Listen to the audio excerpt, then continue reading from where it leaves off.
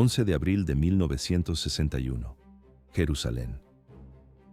El silencio mortal de la casa del pueblo estaba a punto de romperse, no por un discurso, sino por los gritos de horror de los asistentes. Un hombre de 55 años caminaba con calma hacia el estrado. Entró en una jaula de vidrio blindado para probar el micrófono. A primera vista, un oficinista inofensivo, pero en realidad el mayor verdugo de la historia moderna. Adolf Eichmann se sentó. Cientos de ojos lo observaban con odio puro. Este hombre no disparó las armas, hizo algo más frío. Organizó la logística, coordinó los horarios de los trenes, envió a millones de judíos directamente a las cámaras de gas con una firma en un papel. Pero la justicia tardó en llegar. Durante 16 años, Eichmann vivió como un fantasma en Argentina. Usó una identidad falsa, trabajó en una fábrica y saludó a sus vecinos. Mientras tanto, las familias destruidas por el Holocausto esperaban. ¿Por qué lo encerraron tras un cristal antibalas? Parecía protección contra un atentado externo. Pero la policía temía que los propios supervivientes en la sala lo lincharan allí mismo. Ahora el contador de la muerte estaba allí, a escasos metros de las personas cuyos padres, hijos y hermanos había enviado al exterminio. En el video se nota la tensión, manos apretadas y rostros pálidos. El aire pesaba. ¿Sería usted capaz de mirar a los ojos al asesino de su familia? Quédense hasta el final. Descubrirán las últimas palabras de Eichmann. Verán cómo tembló segundos antes de ser ejecutado. Antes de empezar, vamos hacia el objetivo del 1.000.000 de suscriptores. Parece mucho, pero con su ayuda llegaremos. Suscríbanse ahora, dejen su me gusta, sean parte de esta historia. Mayo de 1960. Buenos Aires, Argentina. La tarde cae pesada sobre la calle Garibaldi. Es un barrio discreto en la periferia, donde nunca pasa nada. En el encuadre se ve un autobús que frena con un chirrido metálico. Las puertas se abren. Un hombre desciende. Sus pasos son tranquilos, casi mecánicos. Camina como quien ha recorrido ese trayecto 1000 veces. Lleva gafas de montura gruesa que reflejan la poca luz del día. En su mano derecha, un maletín de cuero envejecido por el uso. Viste un abrigo gris que ha visto tiempos mejores. Su nombre es Ricardo Clement. Trabaja como jefe de departamento en la fábrica de Mercedes-Benz. Los vecinos lo saludan con gestos breves. Lo ven como un hombre reservado, puntual hasta la obsesión. Un inmigrante alemán común que no busca problemas. A primera vista, un trabajador inofensivo que regresa a casa, pero en realidad es el criminal de guerra más buscado del planeta. Bajo esa piel de oficinista se esconde Adolf Eichmann, el arquitecto logístico de la solución final. Él no disparaba los fusiles, él diseñaba las rutas de los trenes. Su mente fría coordinó el exterminio sistemático de millones de judíos durante el Holocausto.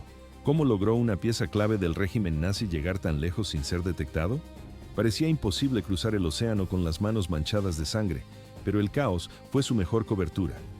Para entenderlo, hay que retroceder al año 1945. El Tercer Reich se derrumba. Las imágenes de archivo muestran Berlín convertida en un esqueleto de hormigón y fuego. No hay orden, solo supervivencia.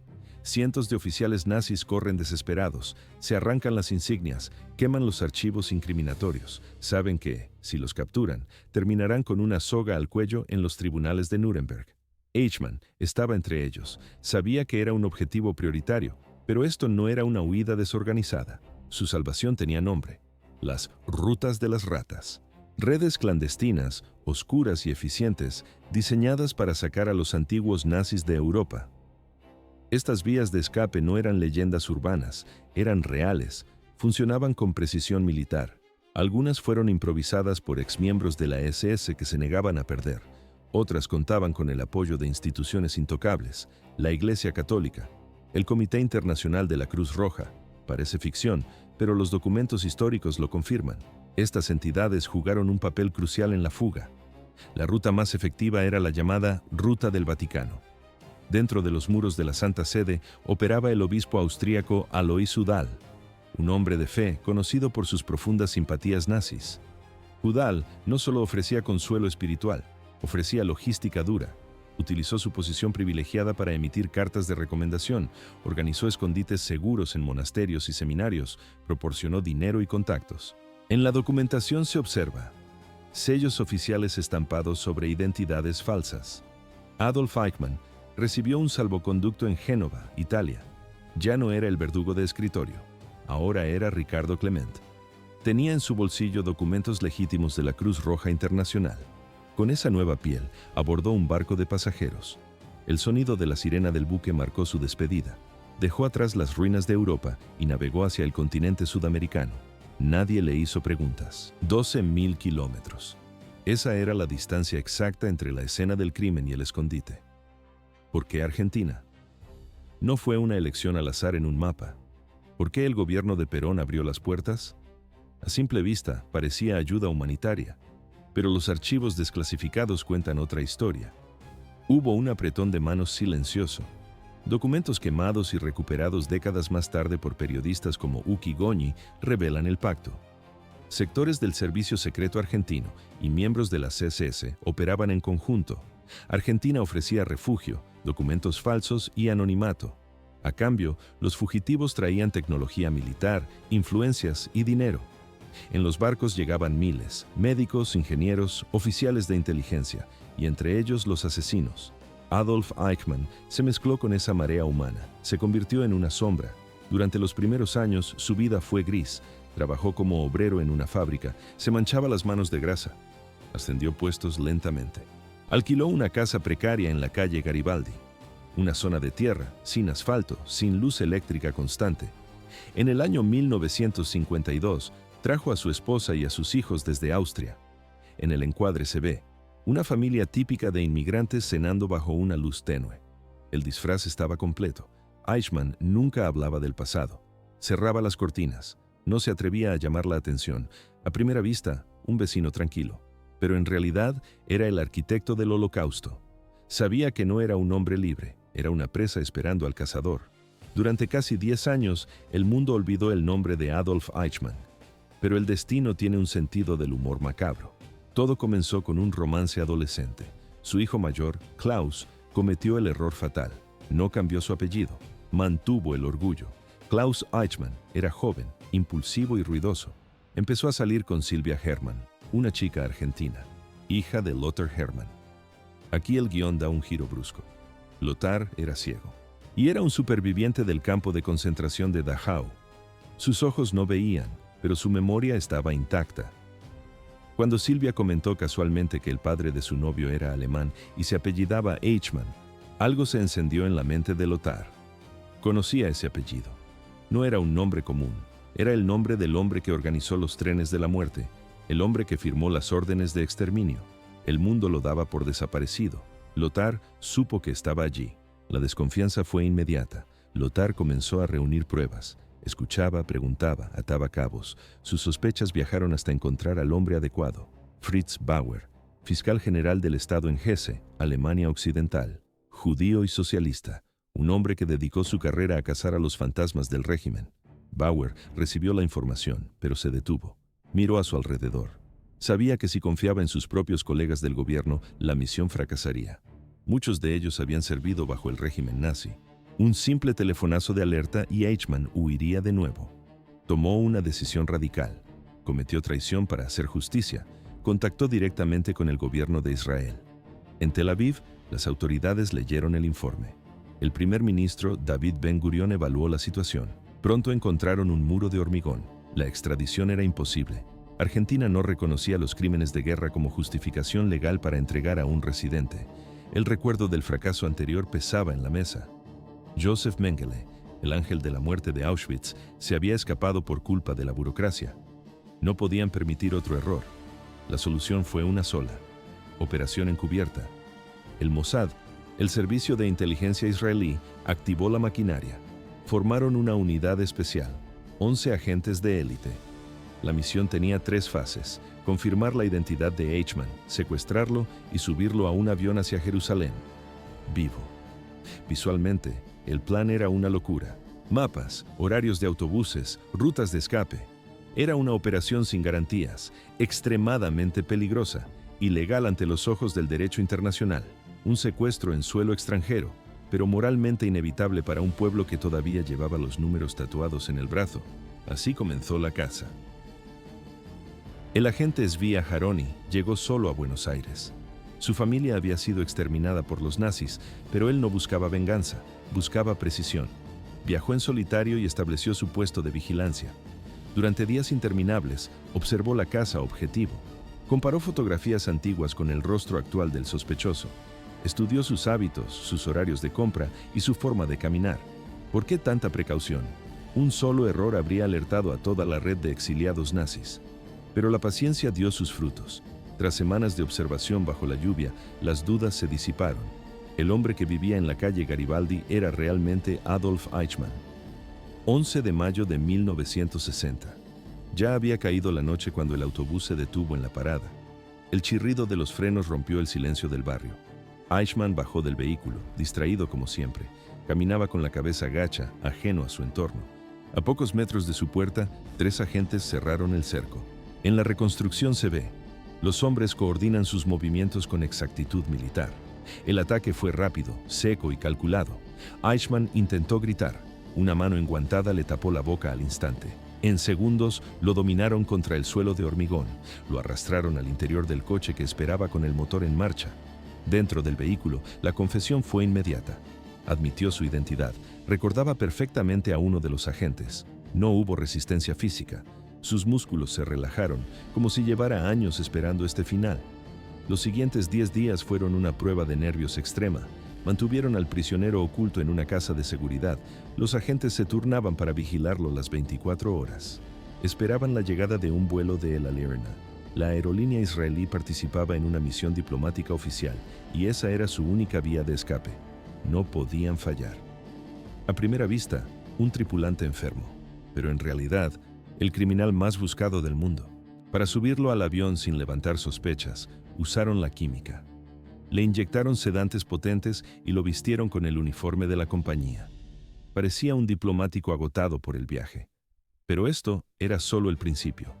Era el 23 de mayo de 1960. La tensión en Israel era absoluta. Frente al Parlamento, David Ben-Gurión tomó la palabra ante el mundo. Su voz sonó firme. Adolf Eichmann está en territorio israelí. La Cámara registra.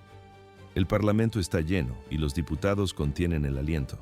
La revelación cayó como una bomba. Los teletipos de las agencias de noticias enloquecieron. Para algunos era el triunfo definitivo de la justicia.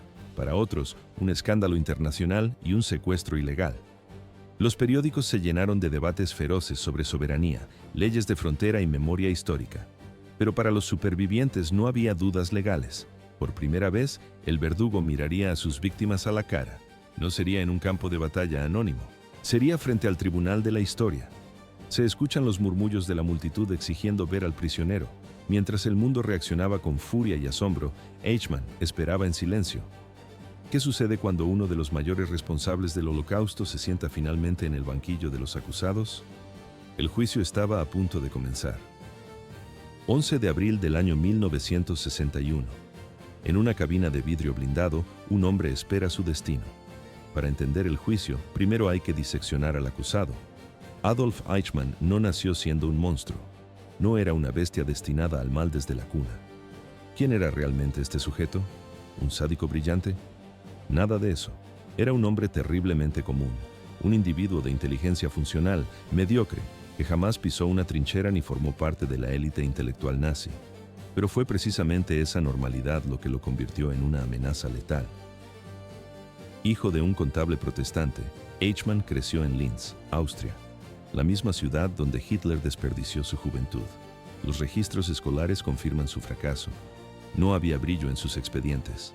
Repitió curso. Abandonó los estudios, fracasó en ingeniería mecánica y en comercio. Trabajó vendiendo aceite de la compañía Vacuum Oil. Limpiaba balcones, cargaba cajas. Era un hombre sin rumbo, una hoja al viento. Y esa falta de dirección fue su perdición. Lo hizo vulnerable a la promesa de poder de las ideologías totalitarias. Año 1932. Eichmann tenía 26 años cuando se afilió al Partido Nacionalsocialista Austriaco. No buscaba filosofía profunda, buscaba un uniforme. Buscaba pertenecer a algo más grande que su propia mediocridad. Eran tiempos de crisis, humillación nacional, desempleo. Al año siguiente, Hitler tomó el poder en Alemania. Eichmann cruzó la frontera y encontró su lugar. Ingresó en las SS, la temida Schutzstaffel. Allí, entre archivos y sellos, descubrió su verdadera vocación. la burocracia del terror. Fue asignado al Departamento de Asuntos Judíos de la Gestapo. A primera vista, un simple puesto administrativo, pero en realidad era el centro nervioso de la persecución. Al principio, su misión no era matar, era expulsar. Planes de deportación masiva, enviar a los judíos a Madagascar, a Palestina, a cualquier lugar fuera del Reich. El objetivo era técnico, limpiar el mapa, vaciar la Europa judía. Era una política brutal, implacable, pero todavía no era un genocidio industrial. Pero esto era solo el principio. La guerra se intensificó, la Wehrmacht avanzaba y la ocupación nazi se tragaba países enteros. Los planes logísticos de deportación colapsaron. Europa estaba en llamas, las fronteras se cerraron con alambre de espino, los barcos no tenían puertos seguros, en el encuadre se ve el caos, los guetos de Polonia desbordados, hacinamiento, cadáveres en las aceras, hambre extrema. Entonces el proyecto cambió de naturaleza. 20 de enero del año 1942, una mansión a orillas del lago Wannsee, a las afueras de Berlín. Se convocó una conferencia secreta. En las imágenes de archivo se aprecia una villa lujosa, jardines nevados, tranquilidad absoluta. Dentro, 15 hombres se sentaron a la mesa. Abogados, militares de alto rango, burócratas, la élite del nacionalsocialismo. Se reunieron para formalizar la solución final, el exterminio sistemático. No fue una reunión de gritos ni de odio visceral. Fue una reunión de negocios. No hubo votaciones dramáticas. Solo hubo coñac, puros y acuerdos entre caballeros de modales pulidos. Hablaron de logística, de capacidades de transporte, de métodos eficientes. Eichmann estaba allí. No solo tomaba notas en silencio, salió de esa sala con una responsabilidad monumental, convertir el plan en realidad. Se convirtió en el arquitecto logístico de la muerte. Su arma no era un fusil, era un horario de ferrocarriles. Su trabajo era coordinar los trenes, miles de convoyes de ganado, millones de hombres, mujeres y niños. Tenía que asegurar que los trenes llegaran a los campos de exterminio a tiempo, sin retrasos, sin costes excesivos. Se escucha el sonido de las máquinas de escribir y el chirrido de los frenos de acero. Cumplió su tarea con una eficiencia escalofriante. Ahora avanzamos de nuevo en el tiempo. Jerusalén, abril del 61. El juicio comienza. Abril de 1961. Jerusalén contenía la respiración. 19 años después de la conferencia de Wannsee, el arquitecto del Holocausto estaba atrapado, no en una celda oscura, sino en el centro de una caja de cristal antibalas. El escenario era inusual, el teatro de la Casa del Pueblo, transformado apresuradamente en un tribunal de máxima seguridad. ¿Por qué Israel construyó esa jaula transparente? Parecía una medida para proteger al público del monstruo, pero la realidad era proteger al monstruo de la ira del público antes de la horca. Jeff Cohen, un joven estadounidense, logró colarse en una de las sesiones. Lo que vio lo desconcertó. Esperaba ver a un demonio gesticulando. En su lugar, vio a un hombre calvo limpiando sus gafas. A primera vista, un oficinista aburrido revisando facturas, pero en realidad, el administrador logístico de la muerte de millones. Eichmann vestía un traje gris impecable, mantenía la espalda recta. No mostraba remordimiento, ni miedo, ni odio, solo indiferencia. Respondía con frases cortas y técnicas. Era un burócrata. Un hombre que no veía cadáveres, solo unidades de transporte y cuotas de eficiencia. Pero el primer ministro David Ben-Gurión no buscaba una ejecución rápida. Su objetivo era la pedagogía. Quería memoria. Quería confrontar el trauma colectivo de una nación joven. En los juicios de Nuremberg, los aliados presentaron toneladas de papel. Aquí, las pruebas respiraban. El fiscal Gideon Hausner diseñó una estrategia agresiva. Daría nombre, rostro y micrófono a las víctimas. No sería un trámite legal, sería un acto público de dignidad, pero esto era solo el principio de la operación mediática. Milton Friedman, un productor americano, propuso lo impensable, filmarlo todo. Hubo gritos y debates en el gabinete. Ben-Gurión dudó, pero finalmente dio luz verde. Los técnicos perforaron las paredes del teatro. Escondieron las lentes para no distraer a los jueces. En la grabación se ve. Las cámaras giran silenciosamente, capturando cada tic nervioso del acusado. Por primera vez, el Holocausto salía de los archivos secretos, se convertía en señal de televisión, llegaba a las salas de estar de Londres, Nueva York y Buenos Aires. Era un nuevo tipo de justicia, justicia en directo. Entonces subieron los testigos. Michael Podklephnik se acercó al micrófono. con voz temblorosa, describió el trabajo de limpiar los camiones de gas después de cada ronda de exterminio. Yehuda Bacon habló de las cenizas de su padre en Auschwitz. Ava Kovner relató los tiroteos en las calles oscuras del gueto de Vilna. La sala escuchó historias de marchas forzadas sobre la nieve, de vagones de tren donde la gente moría de pie por falta de espacio, del olor dulce y constante de los crematorios. La cámara registra. El rostro de Eichmann permanece inexpresivo, como si escuchara un informe del clima. Para la sociedad israelí fue un terremoto. Muchos jóvenes sabras despreciaban la pasividad de las víctimas europeas. Tras escuchar los testimonios, el desprecio se convirtió en comprensión y horror. Entendieron la magnitud de la maquinaria nazi. El juicio rompió el silencio. La historia dejó de ser tinta sobre papel. Se convirtió en imagen y sonido. Así terminó el anonimato del mal. 6 millones de expedientes.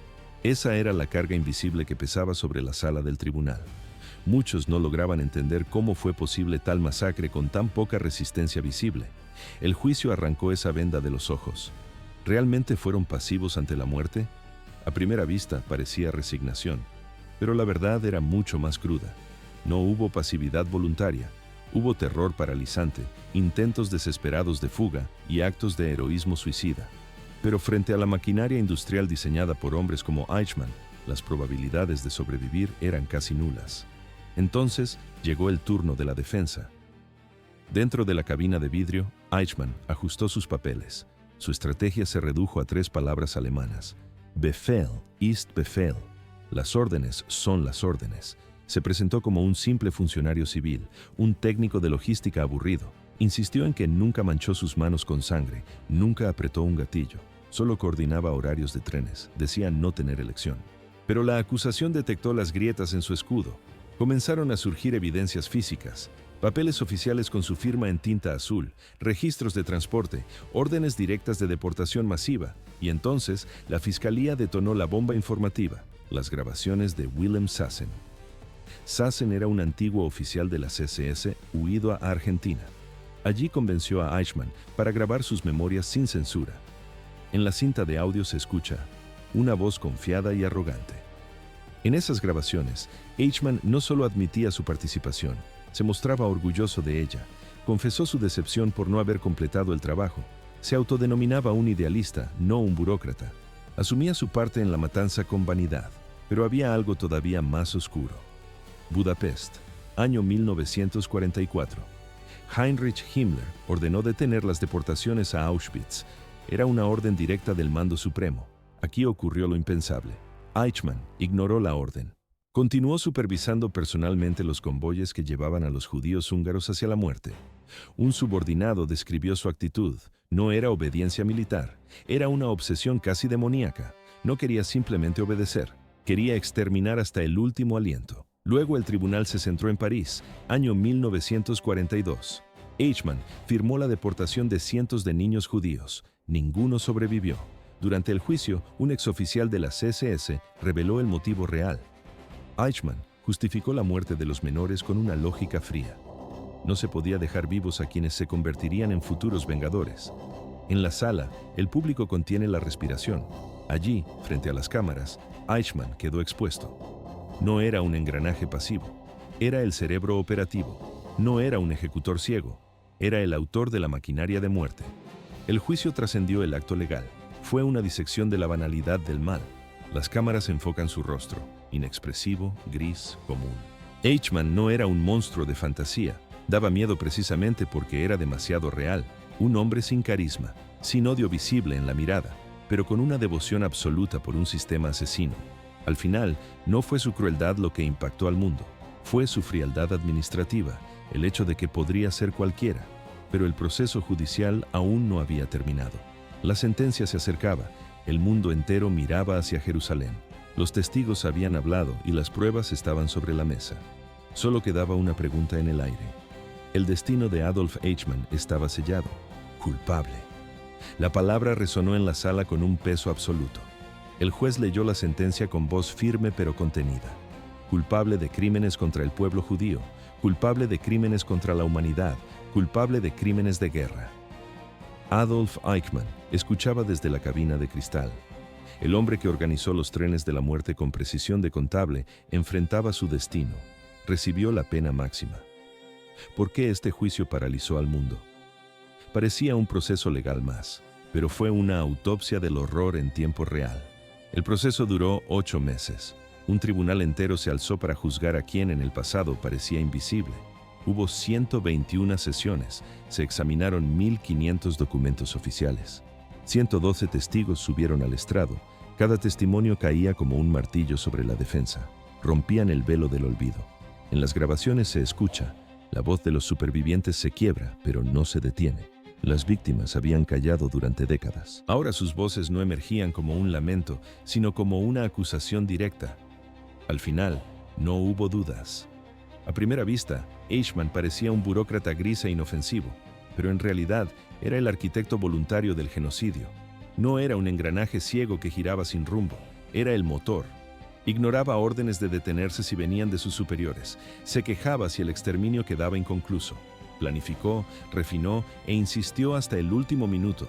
Aún así, intentó escapar a la soga. Recurrió la sentencia.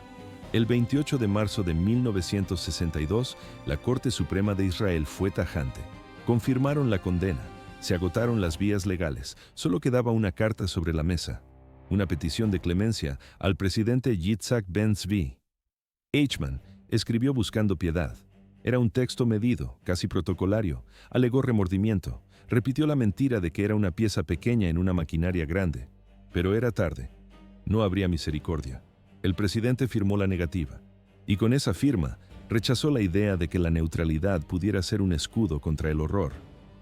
31 de mayo de 1962. Prisión de Ramla. Mientras la noche cubría Israel, un silencio denso inundó los pasillos de la cárcel. Se escuchaban pasos metálicos sobre el hormigón. Eichmann escribió sus últimas palabras en una hoja de papel. Pidió una botella de vino blanco. Lo bebió despacio. Rechazó la asistencia de un rabino. No quería consuelo espiritual. Dijo estar preparado. Se mantuvo erguido, quizás no por valentía, sino por una lealtad ciega al mismo mito que él había construido. A las 23:58, los guardias abrieron la celda. Lo llevaron a la cámara de ejecución. Allí estaban los oficiales, los médicos y la historia. Eichmann subió al cadalso sin vacilar. La cámara registra el momento. No hay temblores visibles. Sus últimas palabras, anotadas por los presentes, fueron un eco grotesco del nacionalismo que lo guió. ¡Viva Alemania! ¡Viva Argentina! ¡Viva Austria! Añadió con frialdad. Estos son los países con los que más me identifiqué. Tuve que obedecer las reglas de la guerra y mi bandera. Estoy listo. Pero esto era solo el final del discurso. A las 0:15 del 1 de junio, la trampa cumplió su función. Se escuchó el golpe seco de la madera. La cuerda se tensó, sin gritos, sin multitudes enfurecidas, solo la conclusión física de un proceso que no buscaba venganza, sino memoria, justicia y verdad. Eichmann se convirtió en el único hombre ejecutado legalmente por el Estado de Israel. No fue una decisión tomada a la ligera, fue un acto de convicción. No era el destino reservado para un simple soldado, era el final de un administrador de la muerte, aquel que organizó la desaparición de millones con frialdad burocrática y celo personal. Bajaron el cuerpo esa misma noche, lo llevaron al horno crematorio, el fuego consumió los restos, las cenizas no tocaron tierra israelí. Fueron llevadas en un barco y arrojadas al mar, fuera de las aguas territoriales. El viento dispersó el polvo en la oscuridad, un gesto simbólico y definitivo. Ni siquiera su memoria merecía un lugar de descanso en la tierra de sus víctimas. 1961, Jerusalén. El mundo cambió para siempre. ¿Por qué este juicio fue diferente a Nuremberg? Parecía otro tribunal militar, pero aquí las víctimas dejaron de ser estadísticas. El proceso contra Eichmann no solo cerró un ciclo histórico, redefinió la justicia internacional. En los juicios de Nuremberg, los aliados juzgaron a la cúpula nazi desde la distancia. Era una estructura externa, fría, llena de documentos.